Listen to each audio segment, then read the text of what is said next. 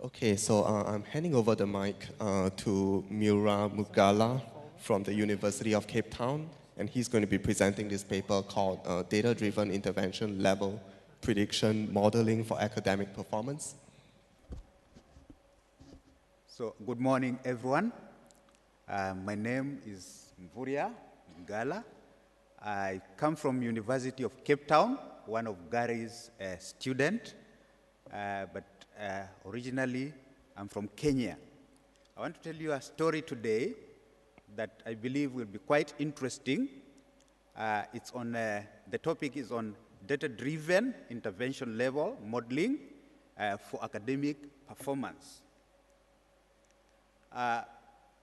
Starting from the Millennium Development Goals, which are very sacred, the second goal is on education, and it is on achieving universal primary education.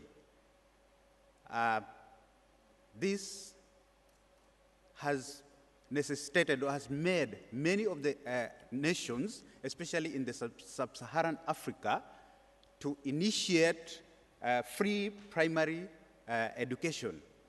Now, in the case of Kenya, we have a situation where they started free primary education in the year 2003.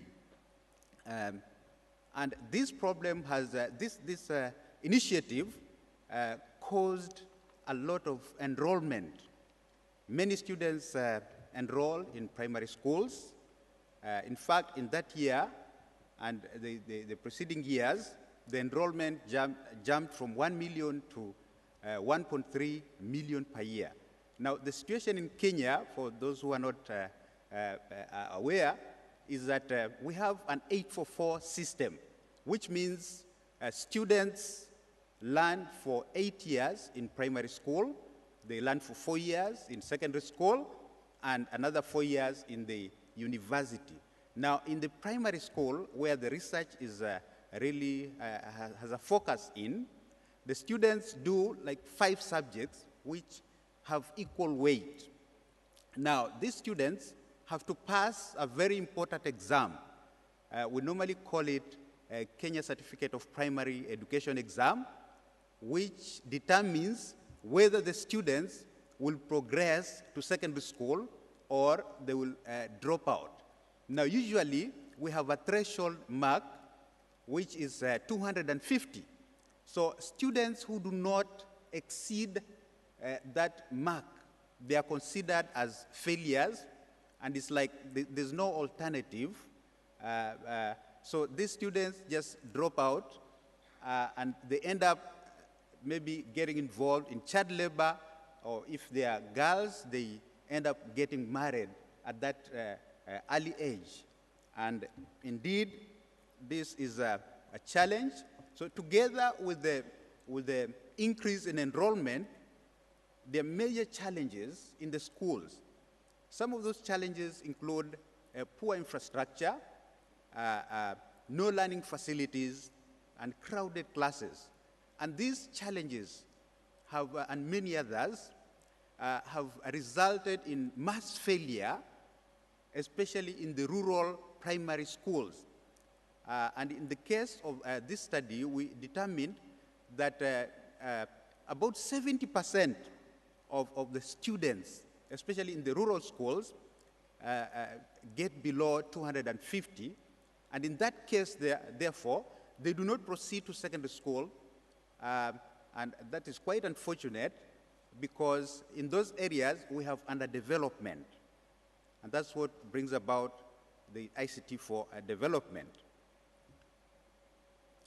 Now, looking at this problem, of course, the government has tried to come up with policies, and a lot of research has been done on determining the causes or the factors that cause poor performance.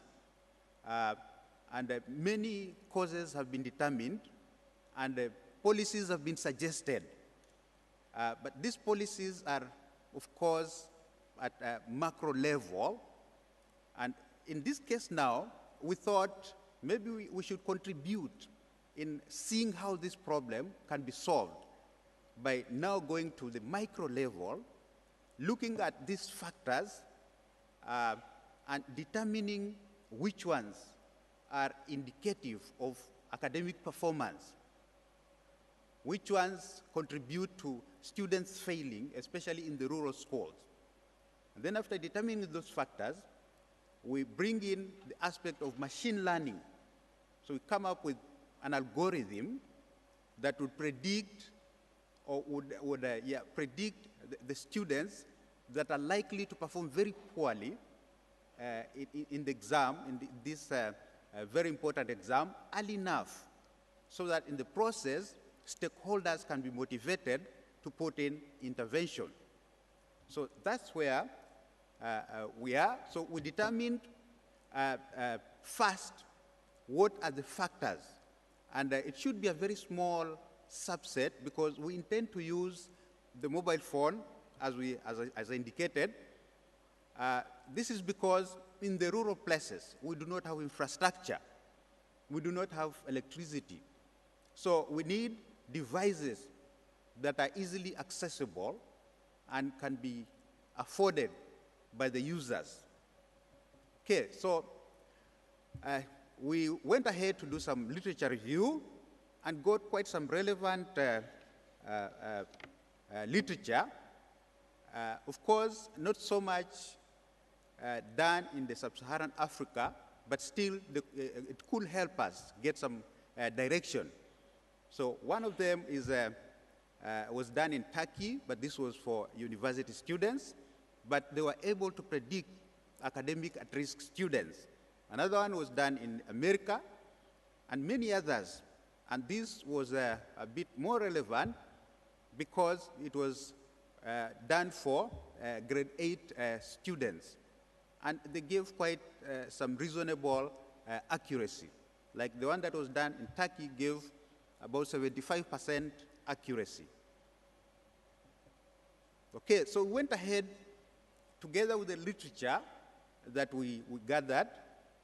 We went ahead to do a survey to determine the factors that affect that area where we're doing the study.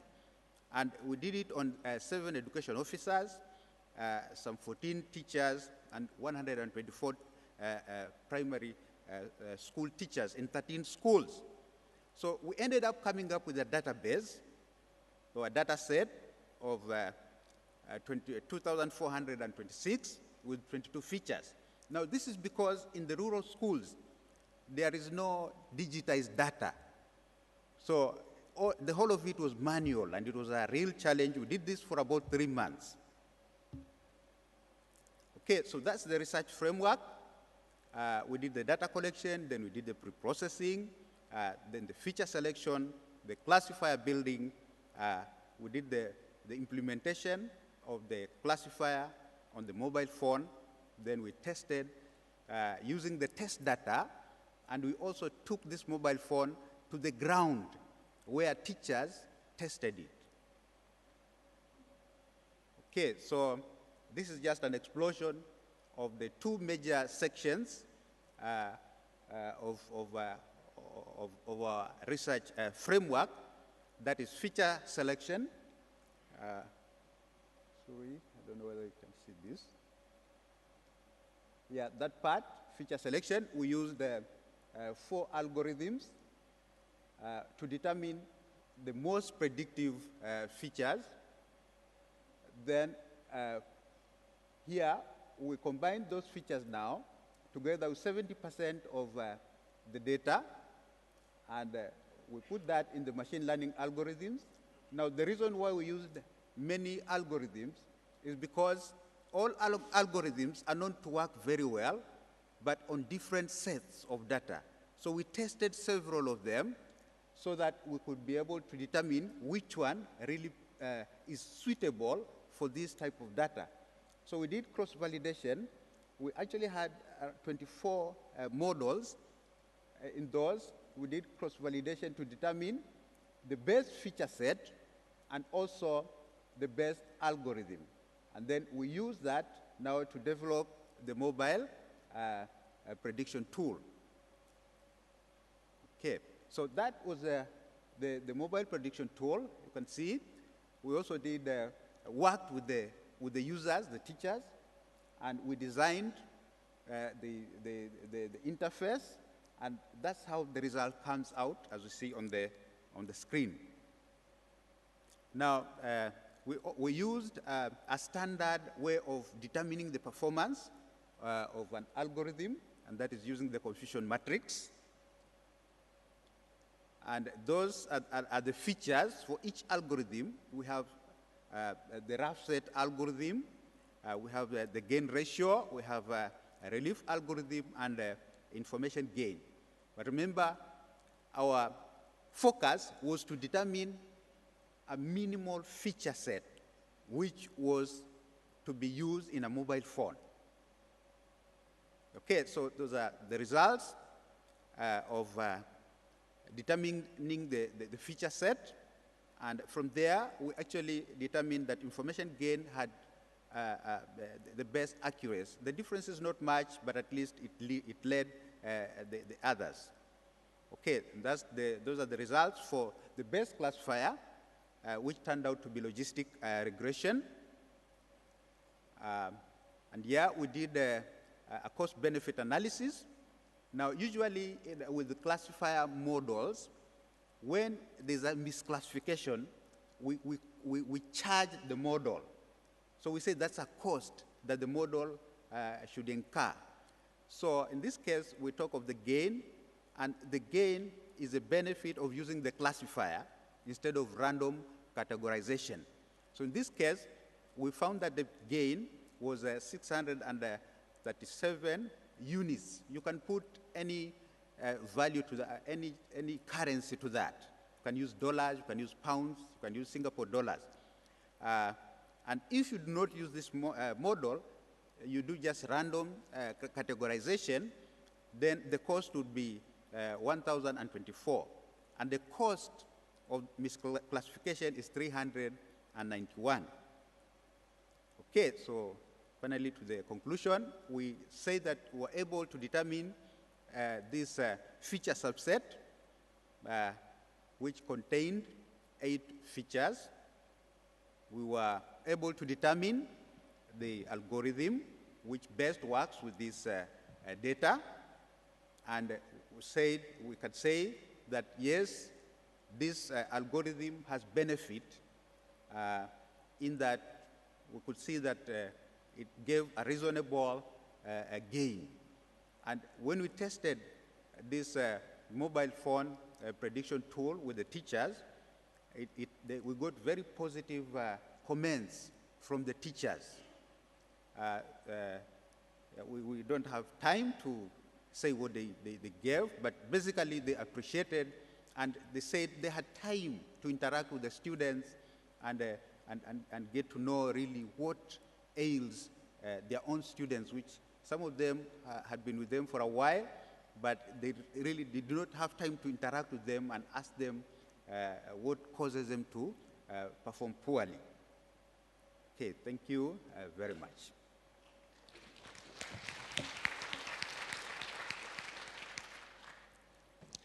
Okay, so are there any questions?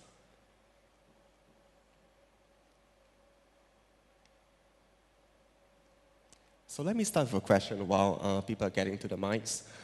So can you tell us more about the variables that actually went into your algorithms and models? You know, variables related to school performance and all that, because it wasn't clear to me from your presentation.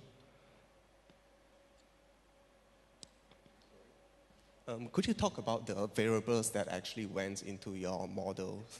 Yeah. Oh, the features. Yeah.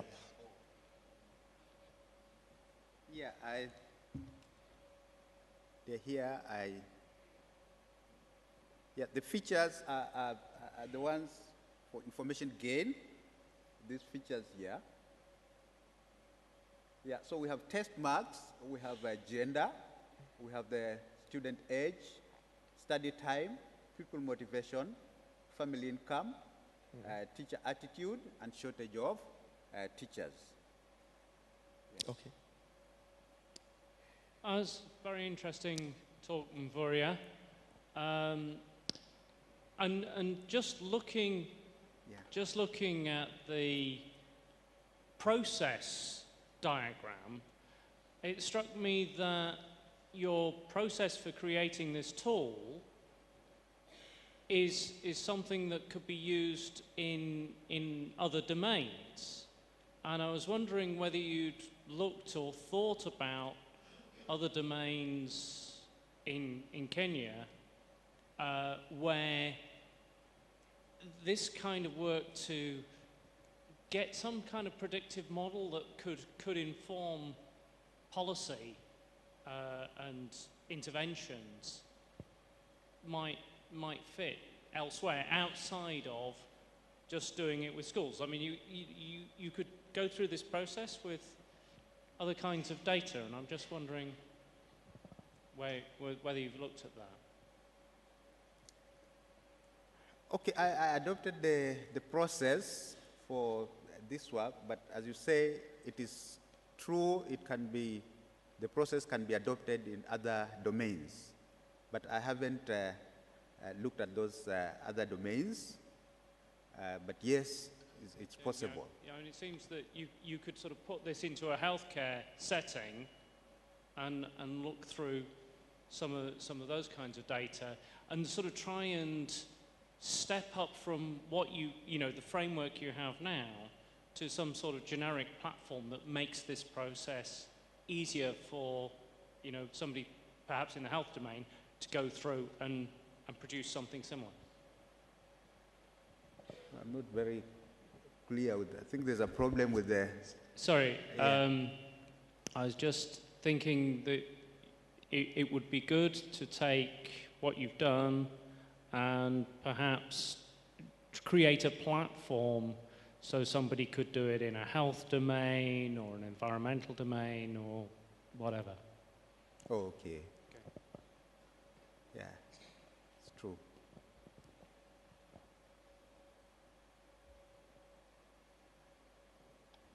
Hi, Anil Bhattacharjee from the University of South Florida in the USA. You described the best algorithms for modeling academic performance among Kenyan students. My question is, where do you go from here? How could you use this information to improve academic performance amongst Kenyan students? I think there's a problem with the sound. You're saying, how can you?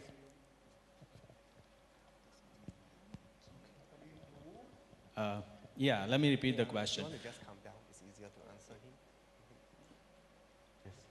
him. You described an algorithm for figuring out, for predicting academic performance among students. Yes. How could you use this information to improve academic performance? Oh yeah, the model is basically to motivate intervention.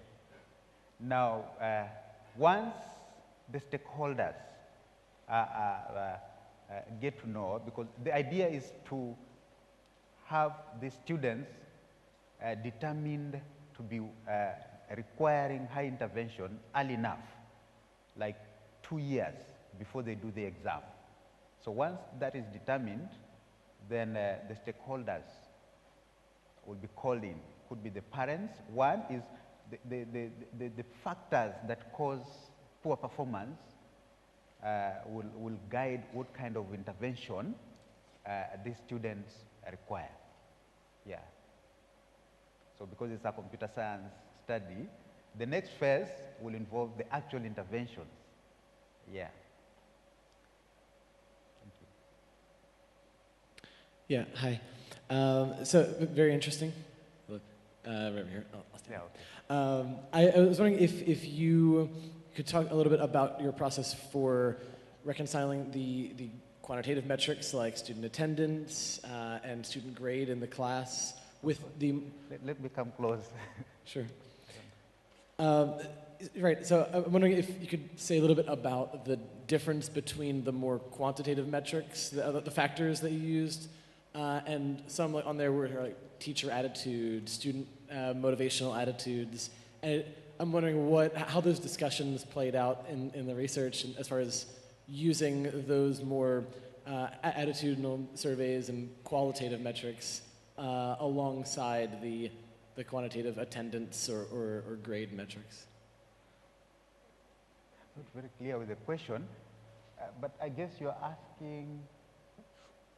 So it seems like they may not be equally predictive, or it may be at least not consistent.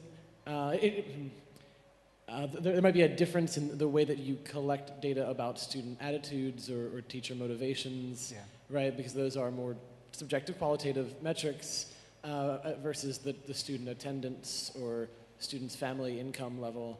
And I'm wondering how you reconcile that in the model, in the classifier. Or how I collected the data. I'm sorry? You're asking how I collected that data? Not how it was collected, but how you accounted for the difference in subjectivity, or the difference in the subjectivity of some of the qualitative data there versus the more clear numerical metrics of attendance and income level. Subjectivity, okay.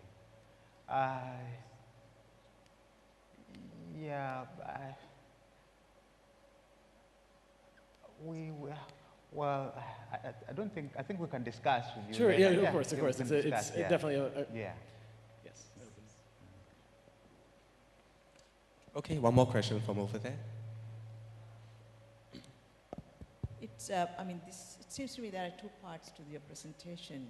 One is about why students drop out, 70%. And the other part is about a mobile application for data collection. So I'm more interested in the first part because it's more relevant to this session, education. My question is, there's a huge amount of literature on why students drop out, okay? So what are your findings and how do they jive? What is comparison? Because there's a whole huge literature on why students drop out. So what's special about Kenya's case and how does it compare with the literature out there? Because as a PhD student, I'm sure you would have covered the literature. Okay. Yeah. I did a lot of systematic review on the factors that cause students' failure, basically, which of course results in students' dropout. But the idea was to use these factors, and that's why I also did the actual survey in the area where I collected data. So that part of research was basically just to get the factors that I can use. And I can use my algorithms to determine that feature set that I would need to use for my application.